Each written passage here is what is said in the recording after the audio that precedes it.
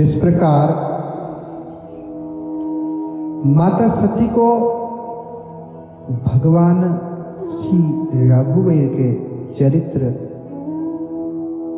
ठीक रूप से समझ नहीं आया। देखो, उमा पार्वती सती भगवान की शक्ति ही है। भगवान की शक्ति जो साक्षात माया स्वरूप है, वो आज प्रभु की माया से मोहित हो गई। बोलो जय सिया राम। यद्यपि माता सती ने शंकर जी से कुछ कहा नहीं, पर अंतर्यामी भगवान शिव सब जान गए। उन्होंने कहा, सुनहि सती तब नारी स्वभाव, संशय सन धरियौर काओ। सुनहि सती तब नारी सोहाओ। भगवान शंकर ने कहा, सुना सती, तुम्हारा जो स्वभाव है स्त्री स्वभाव है। स्त्री स्वभाव में कभी कभी बातें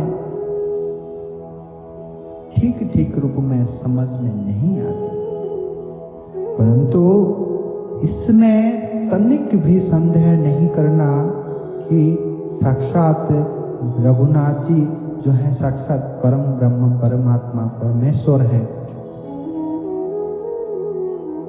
आप जो सुन के आए मेरे साथ, अगस्त्य ऋषि ने जिनका परम मंगलमय सुयश को गान करा और जिनकी भक्ति मैंने मुनि को सुनाई, वो वही मेरे इष्ट देव श्री रघुवीर जी ही हैं। इनकी सेवा बड़े बड़े ब्रह्मा, नारद, इंद्र, बड़े बड़े देवता, 10 दिक्पाल, बड़े बड़े ज्ञानी मुनि करते हैं। बड़े बड़े सिद्ध निर्मल चित्त वाले ये वेद पुराण शास्त्र सभी इनका वंदना करता है। इसलिए, और ये समग्र ब्रह्मांड के स्वामी हैं, ये मायापति हैं, ये परम स्वतंत्र ब्रह्म रूप भगवान श्री राम जी ही हैं, जो कि अपने भक्तों के लिए, अपने भक्तों के हित के लिए रघुकुल में मणि रूप में अवतार लिया है। यद्यपि शिव जी ने बहुत समझाया सती को, भगवान शंकर ने सती को बहुत समझाने के लिए चेष्टा करा, पर फिर भी सती जी के हृदय में उनका उपदेश नहीं बैठी। तब शंकर जी चुप हो गए, मौन हो गए और मन मन में स्मरण कर रहे हैं कि भगवान की माया ही है, भगवान की माया ही है जो सती के ज्ञान रूपी चक्षु के ऊपर पर्दा के स्वरूप में बिछा हुआ है। अतः मैं जितना भी इनको समझाने के लिए कोशिश करूं, ये नहीं समझेंगे। तब शिव जी ने कहा, जो तुम्हारे मन अति संदेह हो तो कीन जाई परीक्षा लेहु। तो तुम्हारे मन में इतनी संदेह है तो जाकर स्वयं परीक्षा क्यों नहीं लेते? और तुम जाओ, जब तक तुम यहाँ वापस आओगी तब तक मैं यहीं पेड़ के नीचे छाया में बैठा हूं। सती जी बोले, आप भी चलो। बोले, मैं क्यों चलूं? अरे संदेह तो तुम्हें है, मेरे लिए तो प्रभु ही है। संदेह तो तुम्हें है, तुम जाओ, मैं क्यों जाऊं?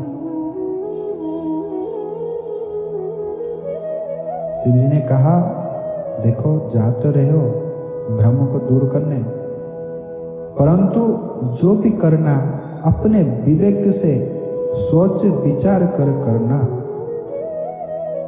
कुछ ऐसे अनर्थ का को निमंत्रण नहीं दे देना। शिव जी ने पहले से ही माता सती को सावधान कर दिया। माता सती यह सुनकर शिव जी से गई प्रभु के परीक्षा लेगी। अभी परीक्षा लेगी तो क्या परीक्षा लेगी, कैसे परीक्षा लेगी, इस प्रकार मन में जो है विविध प्रकार के चिंता माता सती के मन में उमड़ रहे हैं। इधर शिव जी ने सोचा, हो हाई सोई जो राम रचि राखा, को करी तर्क बढ़ावे साखा। शिव जी मन में ऐसा अनुमान करा, निश्चित रूप में दक्ष कन्या सत्य की कल्याण निश्चित रूप में संभव नहीं।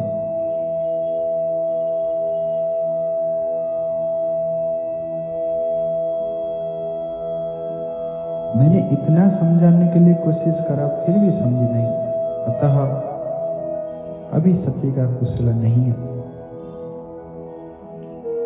चलो, जो कुछ राम ने रच रखा है वही होगा। अपने बुद्धि से तर्क करने से क्या लाभ है, क्योंकि तर्क का कोई शाखा ही नहीं है, तर्क तो विस्तार है।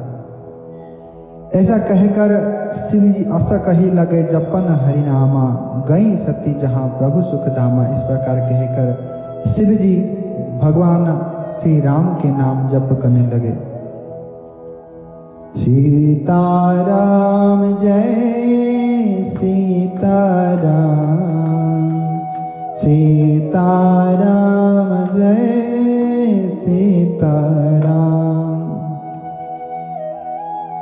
सती बार बार विचार कर रही है मन में इधर की मैं कौन से रूप धारण करूं, मैं कैसे भगवान को परीक्षा करूं, नाना प्रकार के चिंता कर रही है।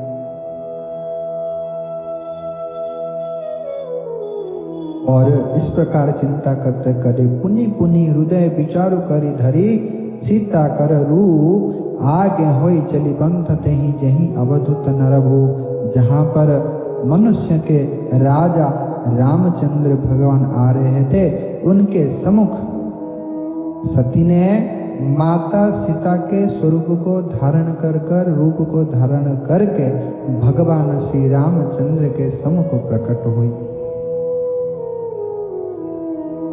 माता सीता के इस प्रकार बनावटी स्वरूप को देखकर, रूप को देखकर दूर से भ्राता लक्ष्मण जी, पहले लक्ष्मण जी का नजर पड़ा। लक्ष्मण जी ने देखा कि ये तो नकली सीता है, ये तो बनावटी रूप है। लक्ष्मण जी थोड़े से चकित तो हो गए और हृदय में बड़ा भ्रम भी हुआ उनको कि क्या भ्रम हुआ।